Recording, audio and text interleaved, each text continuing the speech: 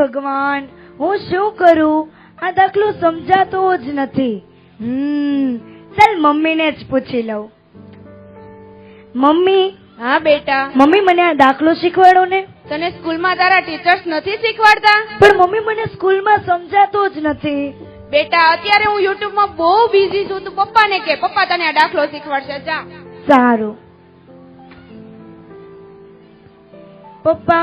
બોલો બેટા. પપ્પા, મને આ દાખલો શીખવો છે. મારે નથી દાખલો શીખવાડો, તારા મમ્મીને કહે ને, જાને. પપ્પા, મમ્મી પણ બિઝી છે. એને શું કામ હોય આખો દિવસ? એ ઘરે જ હોય છે, મારે જોબમાં જવાનું હોય. પપ્પા, તમે તો અત્યારે પબજી રમો છો. ઘડીક તો માણા પબજી રમે કે નહીં? કંટાળી ગયો આખો દિવસ કામ કરી કરીને. હું તારો બાપ છું કે તું મારી બાપ છે? મારે જોબમાં જવાનું છે, હું જાઉં છું. મમ્મી. હા બેટા. મમ્મી, પપ્પા પણ ઓફિસ વયા ગયા, મને દાખલો શીખવો છે. બેટા, મેં તને કીધું ને, હું YouTube માં બહુ બિઝી છું. તું દીદીને કે, જા દાખલો શીખવાડે તને. દીદી. હા દીદી, મને આ દાખલો શીખવો છે. ચાલ દાખલાને છોડ, ચાલ આપણે સેલ્ફી લઈએ. દીદી, સેલ્ફી ને છોડો, કાલે મારે એક્ઝામ છે, મને દાખલો શીખવાડો. એક્ઝામ ને જવા દે. ચાલ આપણે સેલ્ફી લઈએ. હું ઇન્સ્ટાગ્રામ પર પોસ્ટ કરી, લાઈક મળશે, ફોલો મળશે, હું ફેમસ થઈ જઈશ. દીદી, દાખલો શીખવાડો ને પ્લીઝ. મારે નથી શીખવાડો. જા મમ્મીને કે, જા. મમ્મી. હા બેટા. દીદી પણ વહી ગઈ, મને દાખલો શીખવો છે. બેટા, તું તારા બેડરૂમ માં જા, હું હમણાં જાઉં છું તને આ દાખલો શીખવાડવા માટે. સારું.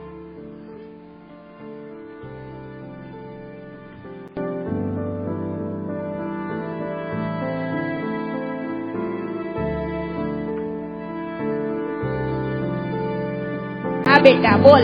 હા મમ્મી, જો આ જ દાખલો નથી આવડતો. અરે આ દાખલામાં અવયવો પાડી લસા અને ગુસા લેવાનો છે, બીજું કઈ જ નથી આમાં. પણ મમ્મી, મને આ લસા ગુસ્સા જ નથી સમજાતા. જો મારી ફ્રેન્ડ નો ફોન આવ્યો. હલો. હે, ક્રિટી પાર્ટીમાં જવાનું છે? અરે યાર, સારું ચાલ, હું 5 જ મિનિટમાં આવું છું. હા હા બેટા. મમ્મી, મારો દાખલો. અત્યારે મારે બહુ જ કામ છે, હું તને આવીને આ દાખલો શીખવાડીશ. હે ભગવાન, હવે તો હું પણ કંટાળી ગઈ છું. દાખલો હવે હું પણ છોડી દઈશ. મમ્મી મોબાઈલ જોવે, પપ્પા મોબાઈલ જોવે, દીદી પણ મોબાઈલ જોવે, તો હું કેમ ના મોબાઈલ જોઉં? હવે હું દાખલો નથી કરવાની. ચાલો, હું પણ ઘડી ગૂગલ જોઈ લઈશ.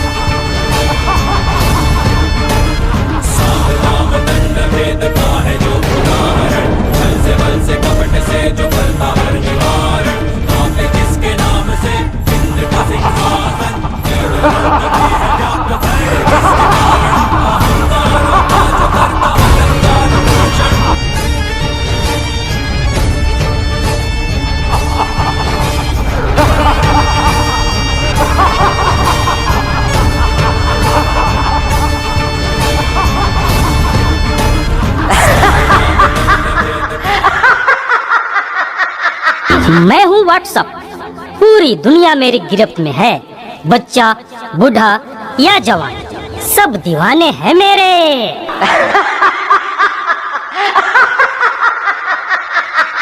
गूगल नाम है मेरा, मैं वो भी जानता हूँ जो तुम्हारा भगवान भी नहीं जानता। फेक वर्ल्ड का बादशाह हूँ मैं, बादशाह।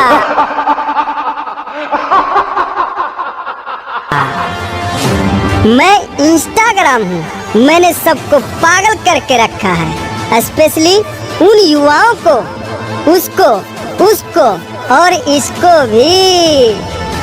और मुझे तो आप लोग जानते ही होंगे, मैं हूँ फेसबुक, मुझसे ही तो ये सोशल मीडिया का दौर शुरू हुआ है। सुना है वो दिन दूर नहीं जब आपकी ये दुनिया हमारे इशारों पर नाचेगी।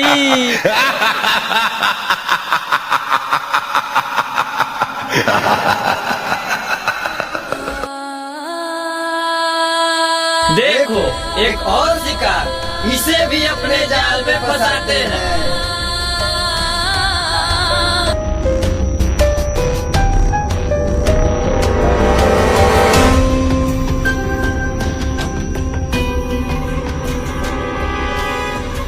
नादान लड़की, तुम मेरी जाल में पूरी तरह से फंस चुकी हो कि तुम मेरा शिकार हो चुकी हो, मेरा नया शिकार।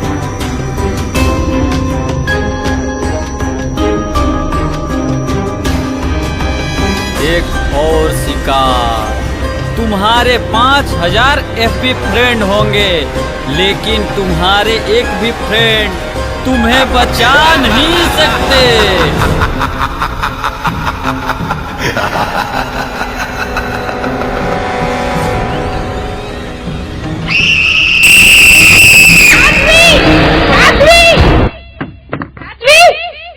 તમે ફટાફટ ડોક્ટરને બોલાવો, આપણી પાસે ટાઈમ નથી. હા હા હા, હું ડોક્ટરને બોલાવું છું. રાજવી બેટા. હાલો હાલો, ડોક્ટર સાહેબ ક્યાં છો તમે? જલ્દી આવજો, મારી દીકરી બેભાન થઈ ગઈ છે. શું થયું ખબર નથી. ડોક્ટર સાહેબ જલ્દી આવજો. રાજવી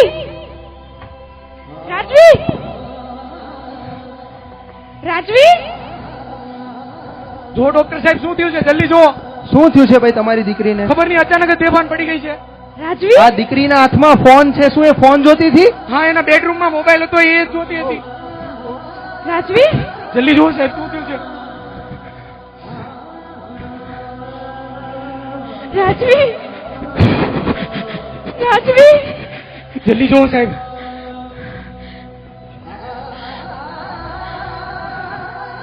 રાજવી શું થયું બેટા? ઊભી થા ને. ભાઈ એક ગ્લાસ પાણી મંગાવી લેજો ને, એક ગ્લાસ પાણી. પાણી આપજો ભાઈ, જલ્દી. રાજવી બેટા. બોલ ને કઈક બેટા, પ્લીઝ. રાજવી બેટા કઈક બોલ. બસ એને થોડી વાર રહેવા દેજો. શું થયું છે સાહેબ? કોની? 2 મિનિટ ખાલી રાહ જુઓ તમે, થઈ જશે, સારું થઈ જશે, કોઈ ચિંતાનો વિષય નથી. બેટા. રાજવી ડોક્ટર સાહેબ જે કરો એ જલ્દી કરો. અને કઈક થઈ ગયું છે, જલ્દી કરો.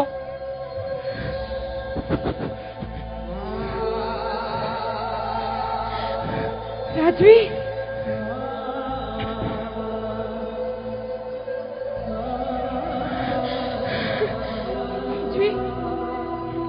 બેન જરાક આ પકડી રાખજો. હા.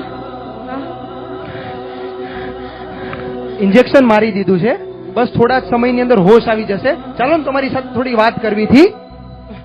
ભાન થઈ જશે ને અમને? અરે આવી જશે, ચોક્કસ. રાજવી અમને રૂમમાં લઈ જાઓ.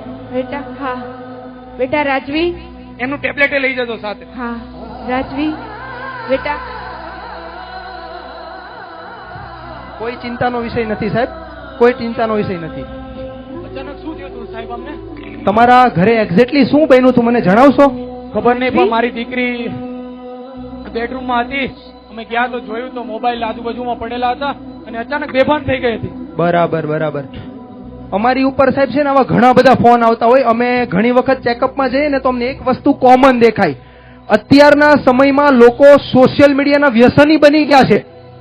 બાળકનો જન્મ થાય ને ત્યારથી જ બાળકના ઇન્સ્ટાગ્રામ અને ફેસબુક એકાઉન્ટ ખુલવા લાગે. અને એટલું જ નહીં ભાઈ, લોકો બાળકોના નાનપણના ફોટાઓ અપલોડ કરે અને છેલ્લે બને શું બને? બાળકો શિકાર બને. અત્યારમાં કેટલાય હેકર્સ બેઠા છે ખબર છે ને? બાળકો શિકાર બની રહ્યા છે આ વસ્તુનો, પણ આપણે નથી જાણતા. ભાઈ હું તમને નમ્ર વિનંતી કરું છું, તમે કોઈ એવો ઉપાય શોધો કે જેના દ્વારા તમારી બાળક જે છે એ સોશિયલ મીડિયાના જે લત, એને જે સોશિયલ મીડિયાની લત લાગી છે એમાંથી બહાર નીકળે. જી ડોક્ટર સાહેબ, તમે કહો એ કંઈક ટ્રાય કરશું અમે. ચોક્કસ ચોક્કસ. સાહેબ તમારે પેમેન્ટ આપવું પડશે. હા હા હા. તો અમારી પાસે કેશ નથી, કેમ થશે? અરે ઓનલાઈન છે ને, ઓનલાઈન સુવિધા છે આપણી પાસે, છે મારી તમે તો પાસે. હમણાં કહેતા હતા કે સોશિયલ મીડિયા નહીં વાપરવાનું ને હવે એમ કે ઓનલાઈન વાપરવાનું. આ કઈ રીતનું છે ભાઈ? અરે પણ ભાઈ, સોશિયલ મીડિયાના બે પ્રકારે ઉપયોગ થાય, એક સારો અને એક ખરાબ. જો સારો ઉપયોગ કરો તો તમને ફાયદો થાય, ખરાબ ઉપયોગ કરો તો તમને નુકસાન થાય. તો આપણા હાથમાં છે કે આનો ઉપયોગ કેવી રીતના કરાય. QR કોડ હશે? હા હા છે ને, કેમ નહીં. ચોક્કસ ચોક્કસ.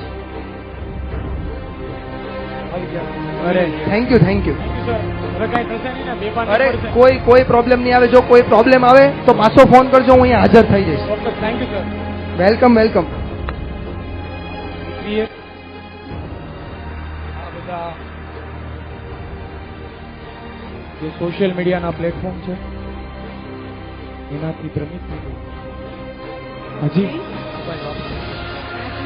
હજી મોબાઈલ વાપરું છું. હવે આને આપણે કંઈક કરવું પડશે.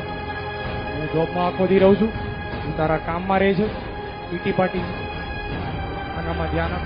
હું આજે રજા પાડું છું, એક દિવસ આને આપીશ. ઠીક છે? લાવ સ્ટ્રેટ. મોબાઈલ નથી વાપરવાનો આપણે. ચાલ ઊભી થા.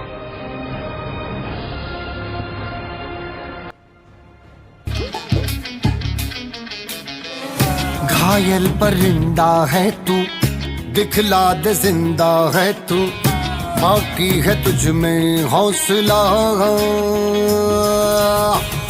तेरे जुनू के आगे अंबर पनाहे मांगे, कर डाले तू जो फैसला,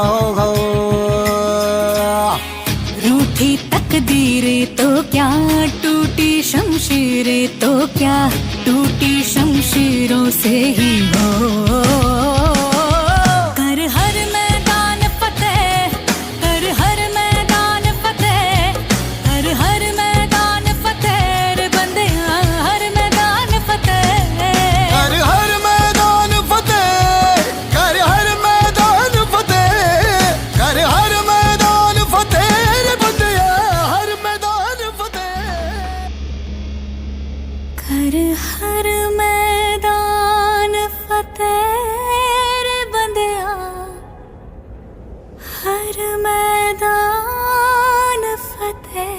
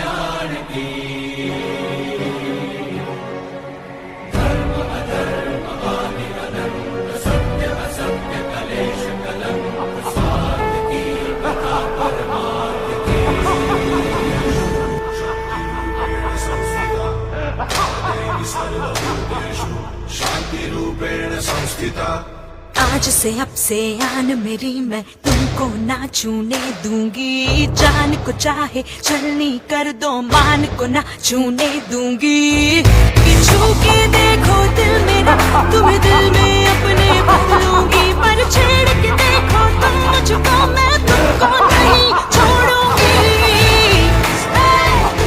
मैं तुमको नहीं छोड़ूंगी, तुमको नहीं छोड़ूंगी।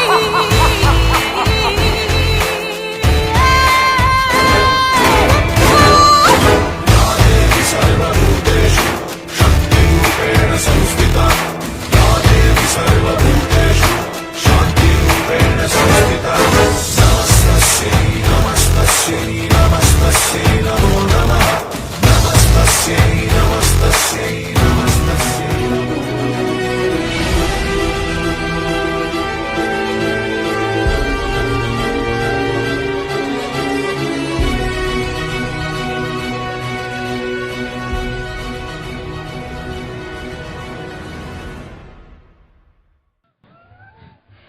કેવું લાગ્યું બધાને નાટક? કેવું લાગ્યું નાટક બધાને? એકવાર જોરથી પાછી તાળીઓના ગણગણ બતાવો.